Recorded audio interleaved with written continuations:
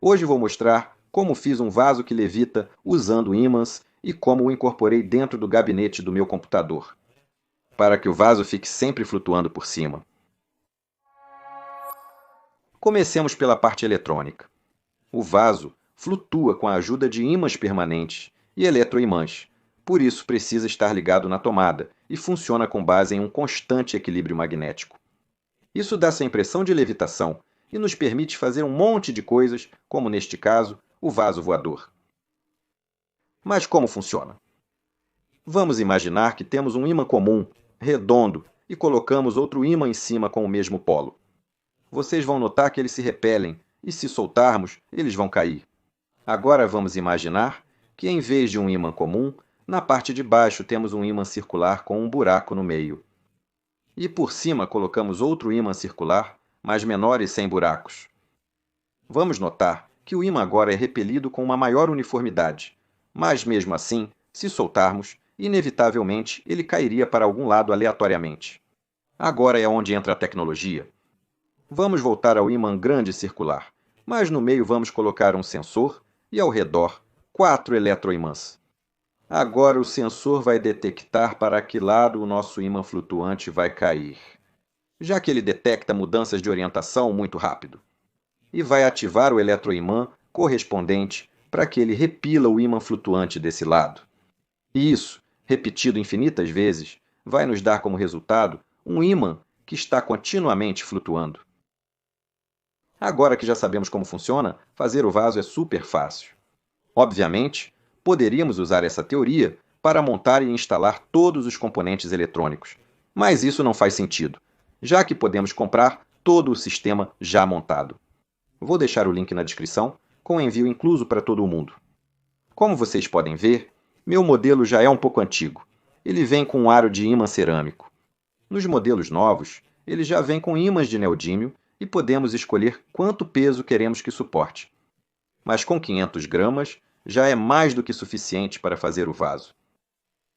Independentemente do modelo que você comprar, vai ver que ele é composto pela base com todos os componentes e um ímã circular, que é o que vai ficar flutuando e que vai suportar o peso do que colocarmos em cima.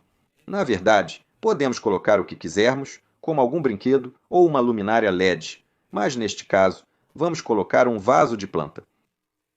Precisamos de um vaso que seja uniforme de todos os lados, porque senão, ao colocá-lo, ele vai pender para o lado e vai ficar torto. Da mesma forma, com a planta que escolhermos, podemos fazer o vaso com o material que quisermos, ou simplesmente comprar um vaso pronto. Eu fiz com impressão 3D e vou deixar o design na descrição, caso alguém queira imprimir ou pedir para alguma loja imprimir. Também aproveito para contar que este vaso está impresso em PLA branco da Grillon 3. Venho usando esses filamentos há um tempo e, sinceramente, todos estão saindo muito bem, cada vez melhores.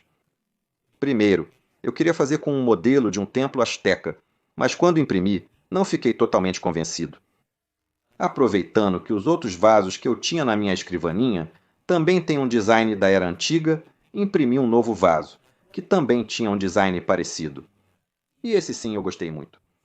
A planta que escolhi para esse vaso é um cravo do ar, ou planta aérea. Ela tem a característica de se alimentar da umidade do ar e não precisa de terra. Então temos duas grandes vantagens. A primeira é que não precisamos regá-la. Isso pode se complicar, especialmente se eu colocá-la sobre o computador. E a segunda, não vamos precisar adicionar peso extra por causa da terra. Então, eu fiz uma tampa para o vaso com um furo centralizado, exatamente para colocar a planta e deixá-la bem no meio. Voltando para a base, precisamos alimentá-la com o transformador adequado e praticar um pouco no começo, tentando equilibrar o ímã sobre a base até que ele fique flutuando. Se vocês perceberem que o ímã fica torto ou inclinado, o que devem fazer é conseguir um ímã de neodímio pequeno e colocá-lo do lado em que ele está inclinado. Isso dará um impulso extra de repulsão, endireitando-o. Vocês podem colar esse ímã com qualquer coisa. Eu usei Super Bonder. Agora podemos colocar a base por baixo do que quisermos. Por exemplo, poderíamos colocá-la embaixo de uma escrivaninha ou madeira e colocar a planta flutuando em cima, ou fazer uma base bonita para ela. Mas eu queria colocá-la no gabinete, então decidi que o lugar certo seria onde ficam os coolers, na parte de cima. Como eu só usava um dos dois espaços, coloquei no espaço ao lado. E agora vem algo pelo qual com certeza muitos vão me odiar. Mas meu gabinete tinha uma grade metálica em cima, o que influencia nos campos magnéticos do vaso e faz com que não funcione. Então, tive que cortar um pequeno quadrado onde estava o sensor e os eletroimãs. A grade era tão fina que eu cortei simplesmente com uma tesoura. E uma vez cortada, parafusei a base, como se fosse mais um cooler. E não se preocupem, este gabinete vem com uma malha plástica, então depois de colocar essa malha plástica, nem dá para perceber o corte. Por outro lado, eu sei que ter um ímã assim no computador pode ser prejudicial, mas não é. O único componente que pode acabar sendo danificado é o disco rígido. E dos discos rígidos, aqueles que se moviam, porque eu já tenho SSD. Estudos mostraram que, mesmo com campos magnéticos enormes, os discos rígidos não eram danificados, provando que isso é um mito. Por outro lado, o campo magnético da base é ínfimo. Como vocês podem ver, a essa pequena distância, já praticamente não atrai nada, então meus discos, se eu tivesse discos móveis, estão seguros. O cabo da base eu coloquei de forma que não fique visível, passando por trás do gabinete e depois até a tomada. Agora precisamos fixar o ímã no vaso. Eu fiz um buraco no vaso onde cabia o ímã e simplesmente parafusei e colei ele ali. Tem que ficar bem no centro, para que o vaso não fique torto. E uma vez colado, já podemos testar. Com cuidado, colocamos o vaso até que ele fique flutuando no lugar e pronto. Agora nosso vaso está terminado e flutuando em seu lugar definitivo.